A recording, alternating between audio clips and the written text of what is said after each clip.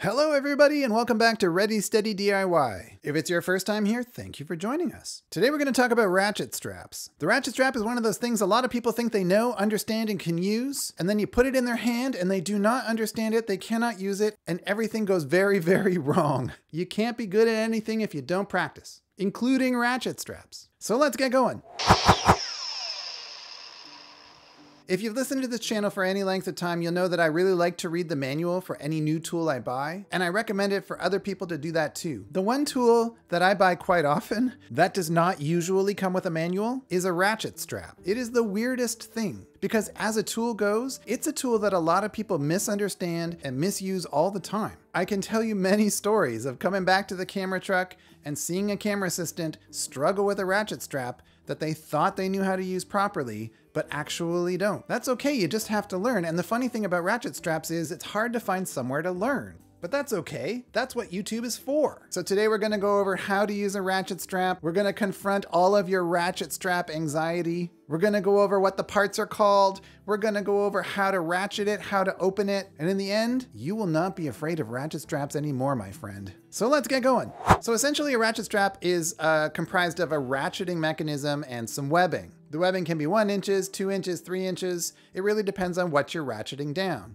The ratcheting mechanism and the webbing are common to all ratchet straps. Most ratchet straps have hooks on either end, but not always. Some of my ratchet straps have butterfly clips on the ends, or sometimes no hardware at all. The ratcheting mechanism is comprised essentially of 4 main components. There's the windlass, there's 2 pawls, and there's the ratchet handle. I like to think about the ratchet strap as having 2 halves. Each half is on either side of the windlass. In this image, the side on the left, the side with the ratchet handle, its job is to tighten the ratchet strap. The handle itself functions like a lever. You ratchet and ratchet and ratchet, and you make the windlass tighter. The way that happens is the pawl that's attached to the ratchet handle digs into the teeth of the windlass, and each time you close it, it grabs new teeth. Each time you open it, it pulls those teeth so that the webbing becomes tighter. The other half of the ratchet strap, in this image, the half on the right side, also has a pawl, and that pawl digs into the teeth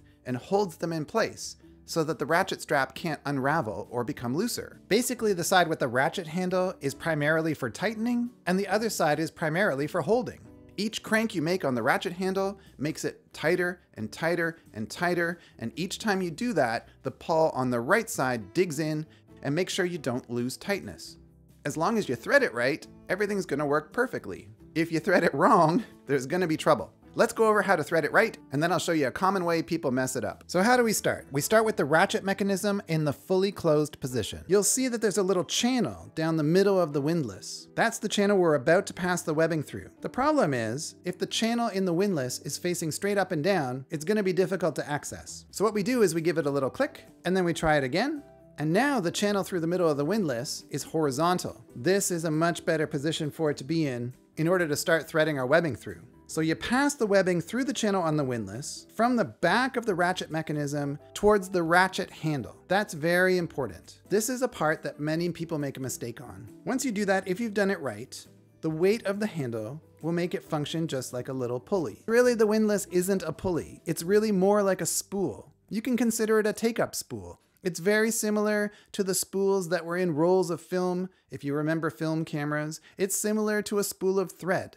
It's going to wrap this webbing around itself, and that's how it makes the webbing tighter. Once you pass the webbing through that little channel, you fold it over and wrap it back towards itself. And now you've threaded the mechanism with the webbing correctly. And now's a good time to check to make sure that your hooks at either end are attached or whatever hardware you've got.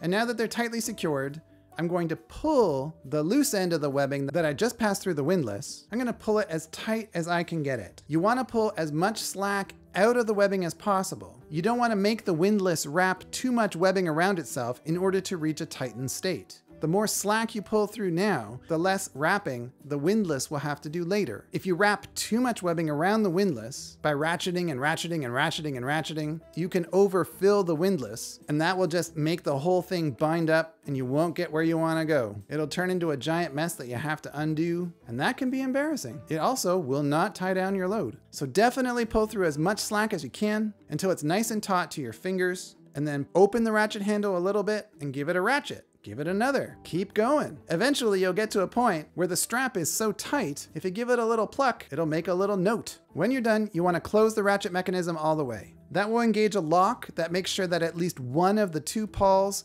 cannot become disengaged from the teeth. And if the pawl can't come out of the teeth, the windlass in the middle can't spin and the load can't loosen. Okay, so now we've arrived. Our gear is safe and we have to take the ratchet strap off to use the stuff. How do you do it? Well, it's in the closed position, it's locked. So the first thing you do is pull on the pawl that's on the ratchet handle and then open up the handle as far as it'll go. If you push the handle back towards the strapping while holding up the one pawl that is on the ratchet handle, the outer width of the ratchet handle will pivot around and it will push the other pawl downwards and away from the teeth. The net result, neither pawl is holding onto those teeth, and now, with immense pressure on it, the windlass can spin. This is a moment you do not want your fingers near those teeth. There's a pretty good chance you'll end up with a blood blister. It'll bite you pretty good. You want to be careful. Oftentimes ratchet straps get used outside. If it's cold, if it's wet, those are pretty nasty conditions to get a blood blister in. You want to be really careful. But once you hear that pop, you know it's open. Really, that's all there is to it. One mistake a lot of people make is in the original threading. We went over how you should always start from a closed position and feed the strapping through from the back of the mechanism through towards the ratchet handle side. If you feed it through to the inside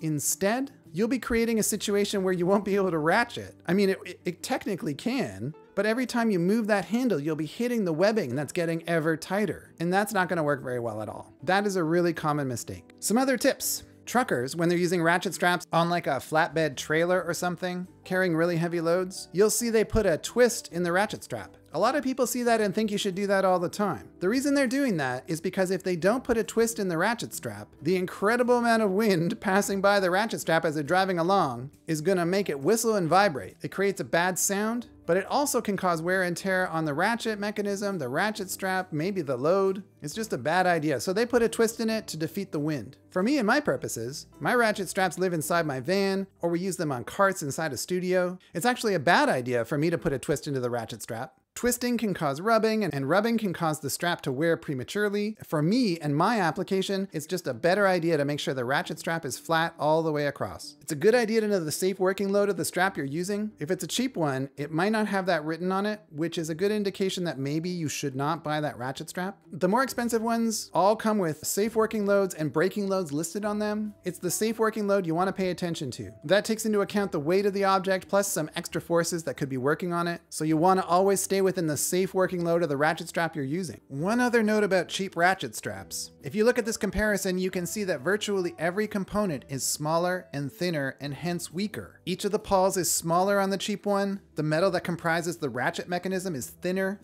The webbing is thinner too. Just something to think about when you're considering buying a cheap ratchet strap. After all, the only stuff you tie down with the ratchet strap is stuff that's valuable or stuff that you don't want going flying. Investing more in something to keep those things safe seems wise. I really feel like if more people knew how to use ratchet straps properly, the world would be a safer place. You can't be good at anything if you don't practice, including ratchet straps. So I hope that helped you out. If it did, please feel free to leave a comment, like, subscribe, whatever you can. All those sorts of things help the channel out. So until next week's video, take care, have fun, and be safe. And now go impress your friends with your mad ratchet strapping skills.